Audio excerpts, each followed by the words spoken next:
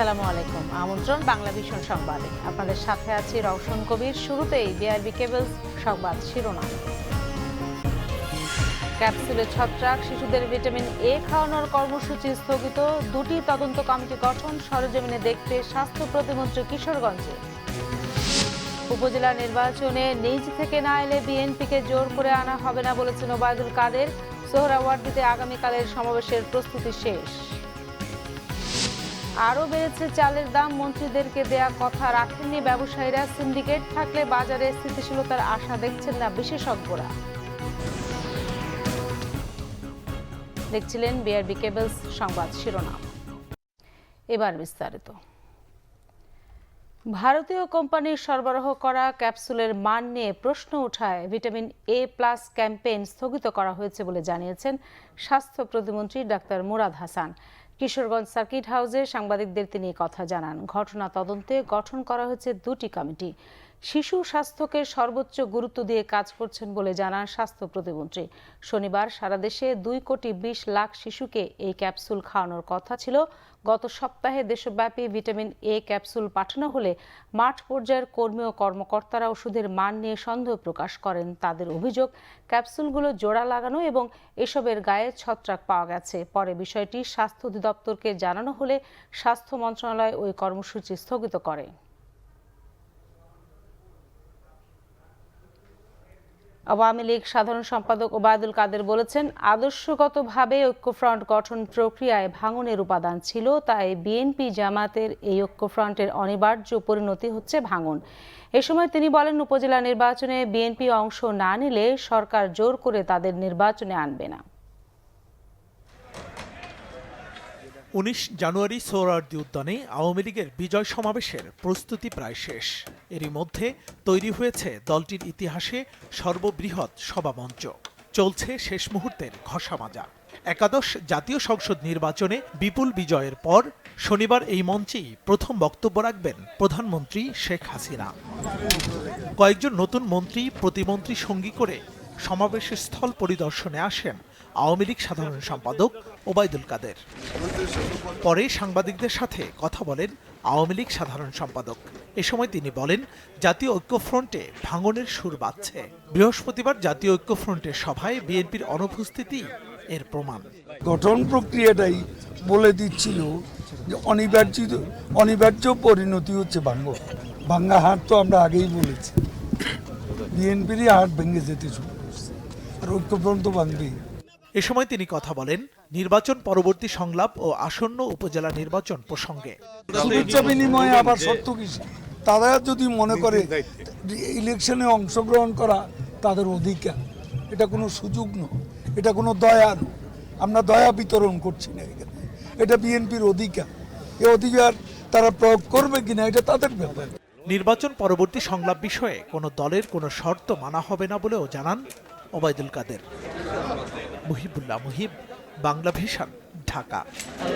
চালের দাম কমবে বলে খাদ্য বাণিজ্য মন্ত্রীকে দেয়া কথা রাখেননি ব্যবসায়ীরা। এ সপ্তাহে বস্তা প্রতি চালের দাম বেড়েছে 200 থেকে 400 টাকা। খুচরা ব্যবসায়ীরা বলছেন, সরকারকে ভুল বুঝিয়েছে ব্যবসায়ী মিলারদের একটি সিন্ডিকেট। বিশেষজ্ঞরা বলছেন, যারা মিলার তারাই আবার আমদানিকারক। বড় বড় ব্যবসায়ীদের এই সিন্ডিকেট নিয়ন্ত্রণ করতে না পারলে চালের বাজার স্থিতিশীল হবে না। নতুন দায়িত্ব নিয়ে চাল ব্যবসায়ীদের সঙ্গে বৈঠক করেন খাদ্যমন্ত্রী সাধন চন্দ্র মজুমদার। চালের দাম ধারাবাহিকভাবে কেন বাড়ছে মন্ত্রী তা জানতে চাইলেও ব্যবসায়ীরা এটাকে প্রোপাগান্ডা বলে উল্লেখ করেন। একই সাথে নতুন করে চালের দাম বাড়বে না বলেও সেদিন প্রতিশ্রুতি দিয়েছিলেন তারা। তবে মন্ত্রীকে দেয়া সে কথা রাখেননি ব্যবসায়ীরা। রাজধানীর খুচরা বাজারে প্রকারভেদে প্রতি কেজি চালের দাম বেড়েছে 3 থেকে 7 টাকা। খুচরা ব্যবসায়ীদের দাবি, দাম বৃদ্ধিতে তাদের কোনো হাত নেই। বেশি দামে কিনে তাদের বেশি দামেই বিক্রি করতে হচ্ছে। চাউলের বাজারের পরিস্থিতিটা খুবই খারাপ যাচ্ছে, যেটা হলো প্রতি বস্তা চালে 200 থেকে 400 টাকা। সিদ্ধ চালে বাড়াইছে 200, পোলার চালে বাড়াইছে 400। আমাদের দেশে পর্যাপ্ত পরিমাণ খাদ্য মজুদ, খাদ্যের কোনো ঘাটতি নাই। একমাত্র মিল মালিক সমিতি যারা, এই মিল মালিকেরাই সাধারণত একটা সুযোগ নিয়েছিল সরকারের, মনে করছে মন্ত্রী পরিষদ গঠন করতে সময় লাগবে। এই 1 মাসের মধ্যে ওরা মোটামুটি কোটি কোটি টাকা হাতিয়ে নিয়েছে সাধারণ ব্যবসায়ীদের কাছ থেকে। যেরকম বাড়ছে সেরকম কমে নাই, সামান্য কিছু কমছে। এটা এভাবেই যদি একটু যদি কমে তাহলে সমস্যা নাই, কারণ যেহেতু সামনে আমাদের আবার সিজন আছে, সিজন আসলে আবার পুরো এটাই আমাদের স্থিতিশীল হয়ে যাবে। তবে এখন আমরা যতটুকু জানি মেলারা বলতেছে ধানের দাম বেশি বিধায় চালের দাম বাড়ছে। মিল মালিকরা যে কারসাজির মাধ্যমে চালের দাম বাড়িয়ে থাকে তা সরকারের পক্ষ থেকেও বলা হয়েছে কয়েকবার। এমনকি আগের খাদ্যমন্ত্রী এরকম কিছু মিল মালিককে কালো তালিকাভুক্ত করেছিলেন। বিশেষজ্ঞরা বলছেন, কালো তালিকাভুক্ত ওই ব্যবসায়ীদের বিরুদ্ধে ব্যবস্থা নেওয়া হলে নতুন করে আর সিন্ডিকেট হতো না। অপরাধী চিহ্নিত করে একটা মজুতদারি করা, আর্টিফিশিয়ালি বাজার ম্যানিপুলেট করা, এগুলি তো অপরাধ। এই অপরাধের যদি শাস্তি না হয় তাহলে তো যারা অপরাধ করে তাদের অপরাধ প্রবণতা বাড়বে। কিছু ব্যবসায়ী, বড় ব্যবসায়ী, এরা চালের দামটা বৃদ্ধি করে অতি মুনাফা চেষ্টা করছে। দুর্ভাগ্যবশত যারা আমদানিকারক তারাই আবার মিলার। নিয়মিত বাজার তদারকি করতে মনিটরিং টিমের সংখ্যা বাড়িয়েছে বাণিজ্য মন্ত্রণালয়। সেগুলো কতটা কার্যকর হয় সেটাই দেখার বিষয়। আরিফুল হক, বাংলা ভিশন, ঢাকা। দেশ জুড়ে সরকার বিনামূল্যে পাঠ্য বই বিতরণ করলেও সরকার কর্তৃক নিষিদ্ধ গাইড বই কিনতে বাধ্য করা হচ্ছে অভিভাবকদের। ছাত্রদের কাঁধে চাপিয়ে দেওয়া হচ্ছে বইয়ের বোঝা, এমন চিত্র গাইবান্ধার অধিকাংশ কিন্ডারগার্টেন, বেসরকারি প্রাথমিক ও মাধ্যমিক বিদ্যালয়ের। শুধু তাই নয়, অতিরিক্ত বইয়ের জন্য প্রকাশনা সংস্থাগুলোর সাথে আর্থিক লেনদেনেরও অভিযোগ রয়েছে স্কুল কর্তৃপক্ষের বিরুদ্ধে। গাইবান্ধার অনেক শিক্ষা প্রতিষ্ঠানই নানাভাবে শিশুদের উপর চাপিয়ে দিচ্ছে বই খাতার পাহাড়। বয়সের তুলনায় অতিরিক্ত বইয়ের চাপ শিশুদের জন্য এক ধরনের মানসিক নির্যাতন বলে মনে করেন সচেতন অভিভাবকরা। এই বয়সটাতে তার পড়ার পাশাপাশি তার খেলাধুলা বা অন্য একটু বিনোদনের এগুলোর অবশ্যই দরকার আছে। যতটুকু প্রয়োজন ততটুকু বই, এর চেয়ে বেশি আমার মনে হয় না দরকার আছে। একটা চক্রের ভিতর দিয়ে আমাদের বাচ্চা কাচ্চাদের উপরে এই বইয়ের বাড়তি বোঝাটা চাপায়া দিচ্ছে, যেটা মেধা বিকাশের বদলে বরঞ্চ এটা মেধাকে বাধাগ্রস্ত করছে। ওই যে সিন্ডিকেট, তারা সিলেকশন কমিটি, কয়েকটা কুখ্যাত লাইব্রেরি প্রকাশনীকে এক জায়গায় বসে বলা হয় যে আমাদের এই বইটা আপনারা স্কুলে বাধ্যতামূলক করে দিবেন। ক্রয় করতে হচ্ছে বাইরে থেকে, এগুলো অনেক অনেক বেশি মূল্য। পাঠ্যসূচিতে অতিরিক্ত বই সংযুক্ত করার বিষয়ে গাইবান্ধার বেশ কটি নামিদামি স্কুলের বিস্ময়কর তথ্য উঠে এসেছে বই ব্যবসায়ীদের কাছ থেকেই। স্কুলের পরিসংখ্যান অনুযায়ী শুধু শহরের যে নাম করা দুই একটা স্কুল, এরা বাদ দিয়ে সবই টাকা, সব সাকত মেমোরিয়াল বা ল কলেজ, তারপরে মনে যে ইংলিশ মিডিয়ামে সবই এই অবস্থা। শুধু আহমদুদ্দিন বাদ, আহমদুদ্দিন অন্যভাবে ওরা এইভাবে টাকা নেয় না। সহায়ক বইগুলো যেগুলো কেজি, এগুলো কোম্পানিগুলো প্রতিষ্ঠানে যোগাযোগ করে এবং ওনারা বইগুলো ছাত্রদের সঙ্গে কিভাবে মিট করে ওরা সিলেকশন করে। আমরা জাস্ট যখন কাস্টমার আসে আমরা বাধ্য হয়ে বইগুলো ওখান থেকে কিনে নিয়ে আসি, আমরা জাস্ট বিক্রি করি। এই তবে অভিযোগ মানতে নারাজ শিক্ষকরা। যে বইগুলো না দিলেই নয়, শুধু সেই বইগুলো আমি দেওয়ার পক্ষপাতী। কেন তারা করতেছে সেটা আমারও বোধগম্য নয়, কিন্তু আমি শিক্ষকের কাছ থেকেই কোন বইগুলো কোন ক্লাসে দেওয়া উচিত তাদের কাছে আমি এগুলো ফিডব্যাকটা আমি নিয়ে তারপরে আমি এগুলো লাইব্রেরিতে বুক লিস্ট আকারে দিয়ে দিই। শিশুর জ্ঞান আহরণ স্বাভাবিক গতিতে হওয়াই বাঞ্ছনীয় বলছেন শিক্ষাবিদরা। প্রাথমিক শিক্ষাটা হতে হবে আনন্দময়। শতভাগ শিক্ষা নিশ্চিত করতে হলে প্রাইমারি লেভেলে বইয়ের বোঝা তো অবশ্যই কমাইতে হবে এবং বর্তমানে যে বইগুলো আছে সেগুলোর কিছু ওদের কাটছাট করা উচিত। পাঠ্য বইয়ের বাইরে গাইড বইয়ের ব্যবহারের প্রমাণ পেলে সংশ্লিষ্টদের বিরুদ্ধে ব্যবস্থা নেওয়ার আশ্বাস প্রশাসনের। আমাদের প্রাইমারিতে শিশু উপযোগী পাঠ্য বই তাদের জন্য নির্ধারিত শ্রেণীভিত্তিক, কিন্তু কিন্ডারগার্টেনগুলোতে আসলে এটি বেশি পরিলক্ষিত হয়। এটি বাস্তবিক অর্থে আসলে বোঝা হয়ে গেছে, যেটি হওয়া উচিত না। Bangla vision news desk. নিচ্ছে সিবিসি টাইলস সংবাদ বিরতি, সাথেই থাকুন, ফিরে এসে থাকছে। শীতে কাবু উত্তরবঙ্গ, হাসপাতালে বাড়ছে ঠান্ডাজনিত শিশু রোগী।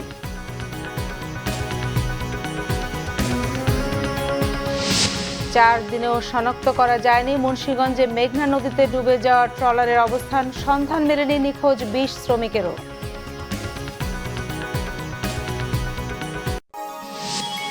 আপনারা দেখছেন বাংলা ভিশন সংবাদ।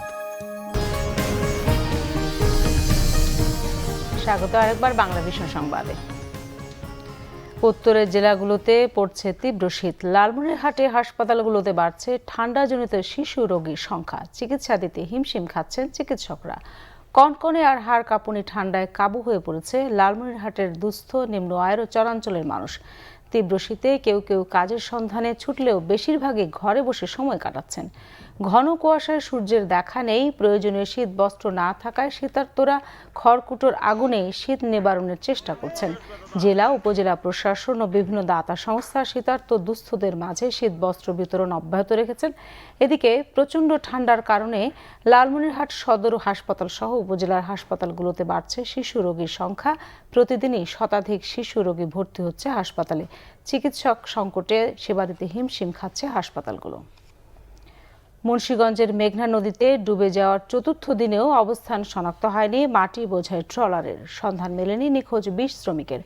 ট্রলার ডুবে যাওয়ার পর থেকে উদ্ধার অভিযানে অংশ নেয় নৌ পুলিশ, জেলা পুলিশ, ফায়ার সার্ভিস, বিআইডব্লিউটি এর সদস্যরা। এর আগে সোমবার রাত 3টায় চাঁদপুরের মতলব উপজেলা এবং মুন্সিগঞ্জের গজারে উপজেলার সীমান্তবর্তী কালীপুর এলাকায় মেঘনা নদীতে বিপরীত দিক থেকে আসা একটি ট্যাঙ্কারের ধাক্কায় 34 শ্রমিক নিয়ে ডুবে যায় মাটি বোঝাই ট্রলারটি। তাদের মধ্যে 14 শ্রমিক সাঁতরে তীরে উঠতে পারলেও এখনও নিখোঁজ 20 জন। মাটি নিয়ে কুমিল্লার দাউদকান্দি থেকে নারায়ণগঞ্জের ফতুল্লার দিকে ট্রলারটি যাচ্ছিল বলে জানান সাঁতরে তীরে ওঠা শ্রমিকরা।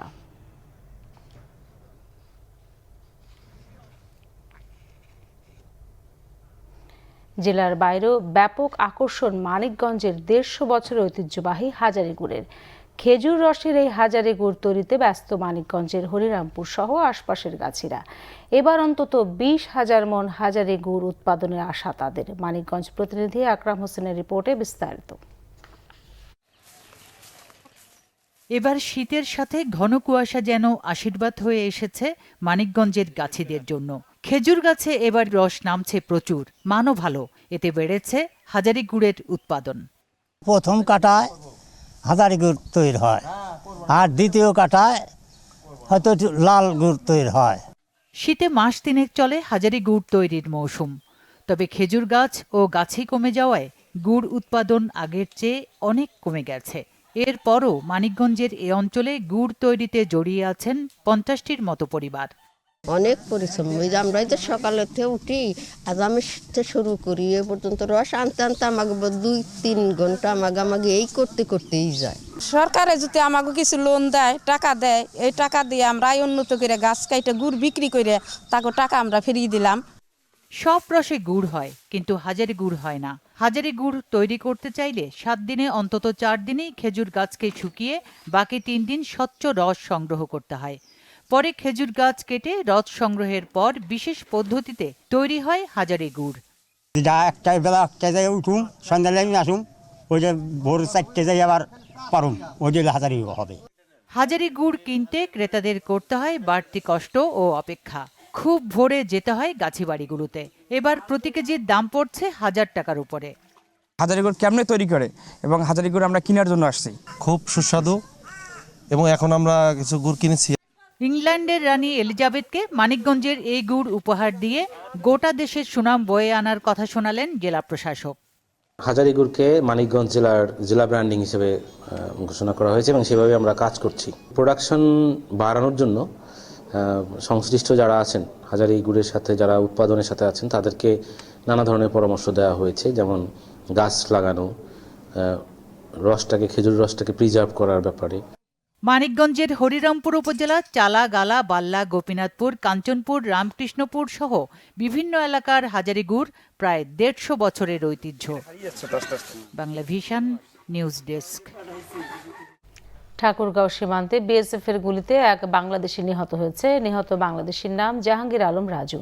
সে রানীশঙ্কল উপজেলার শাহনাবাদ গ্রামের বাদশা মিয়ার ছেলে। স্থানীয়রা জানায়, শুক্রবার ভোর 4টায় রাজু সহ কয়েকজন গরু ব্যবসায়ী ধর্মগড় সীমান্ত পিলারের পাশ দিয়ে ভারত সীমান্তে গেলে বিএসএফ ক্যাম্পের টহল দল তাদের লক্ষ্য করে গুলি ছোড়ে।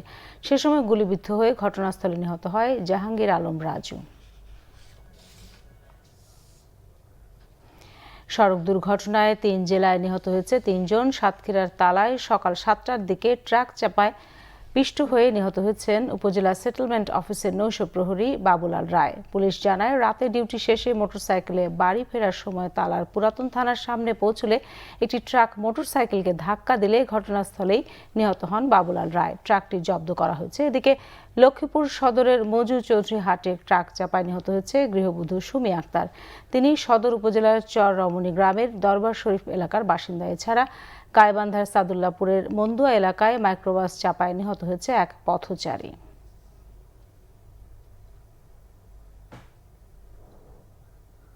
এবারে দেশের বিভিন্ন জায়গার আরো কিছু খবর নিয়ে রয়েছে একটি ডেস্ক রিপোর্ট। শতভাগ স্বচ্ছতায় সারা দেশে শিক্ষক নিয়োগ করা হবে বলে জানিয়েছেন শিক্ষামন্ত্রী ডক্টর দীপু মনি। দুপুরে চাঁদপুরের হাই মোটর সরকারি বালক উচ্চ বিদ্যালয়ের 50 বছর পূর্তি অনুষ্ঠানে তিনি একথা বলেন। চট্টগ্রামের সীতাকুণ্ড, বাহাদুরঘাট ও চট্টগ্রাম বিশ্ববিদ্যালয়ের বিশাল এলাকা জুড়ে আন্তর্জাতিক মানের হাইটেক পার্ক নির্মাণের পরিকল্পনা নিয়েছে সরকার, জানিয়েছেন তথ্য যোগাযোগ প্রযুক্তি মন্ত্রী মোস্তফা জব্বার। সকালে হাইটেক পার্ক নির্মাণের জন্য প্রস্তাবিত এলাকা পরিদর্শনে গিয়ে মন্ত্রী একথা বলেন। দিনাজপুর জেলাকে দ্রুত বিশেষ অর্থনৈতিক অঞ্চল হিসেবে গঠন সহ বিভিন্ন দাবিতে মানববন্ধন করেছেন গণমাধ্যম কর্মীরা। জেলা প্রেস ক্লাবের সামনে সড়কে এক মানববন্ধনে বিভিন্ন রাজনৈতিক নেতাকর্মীরা এতে অংশ নেয়।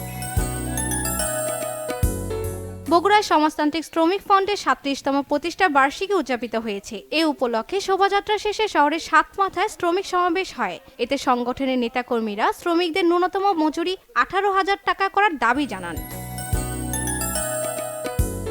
ফরিদপুরে হতদরিদ্রদের মাঝে কম্বল বিতরণ করেছে একটি বেসরকারি সংগঠন। শহরতলির কোমরপুর আব্দুল আজিজ ইনস্টিটিউশন মাঠে অনুষ্ঠানে প্রধান অতিথি ছিলেন পৌর মেয়র শেখ মাহতাব আলী মেথু। যৌতুক ও মাদক সহ সামাজিক অপরাধের বিরুদ্ধে শপথ পড়ানো হয়েছে লালমনিরহাটের কয়েকশো শিক্ষার্থীকে। এ সময় শিক্ষার্থীদের ভোক্তা অধিকার সম্পর্কে ধারণা ও চর্চার পরামর্শ দেয়া হয়। গাজীপুরের তেলিপাড়া এলাকায় বেসরকারি জার্মান বিশ্ববিদ্যালয়ের নবীনবরণ অনুষ্ঠিত হয়েছে। এতে প্রধান অতিথি ছিলেন গাজীপুর সিটি কর্পোরেশনের মেয়র অ্যাডভোকেট মোহাম্মদ জাহাঙ্গীর আলম। শর্মিলা কেয়া, বাংলা ভিশন নিউজ ডেস্ক। সংবাদ শেষ করব বিআরবি কেবল শিরোনামগুলো আরেকবার জানান। ক্যাপসুলে ছত্রাক, শিশুদের ভিটামিন এ খাওয়ানোর কর্মসূচি স্থগিত। 2টি তদন্ত কমিটি গঠন, সরেজমিনে দেখতে স্বাস্থ্য প্রতিমন্ত্রী কিশোরগঞ্জে। উপজেলা নির্বাচনে নিজ থেকে না এলে বিএনপিকে জোর করে আনা হবে না বলেছেন ওবায়দুল কাদের। সোহরাওয়ার্দীতে আগামীকালের সমাবেশের প্রস্তুতি শেষ। আরও বেড়েছে চালের দাম, মন্ত্রীদেরকে দেয়া কথা রাখেননি ব্যবসায়ীরা। সিন্ডিকেট থাকলে বাজারে স্থিতিশীলতার আশা দেখছেন না বিশেষজ্ঞরা। এই ছিল এখনকার মতো। পরের সংবাদ সন্ধ্যা 7:30। এর আগে 6টায় রয়েছে নিউজ টপ 10 দেখার আমন্ত্রণ রইল। এছাড়া ফেসবুকে বাংলা ভিশন সংবাদ সরাসরি দেখতে লগ ইন করতে পারেন facebook.com/বাংলাভিশনে। ধন্যবাদ সবাইকে এতক্ষণ সাথে থাকার জন্য।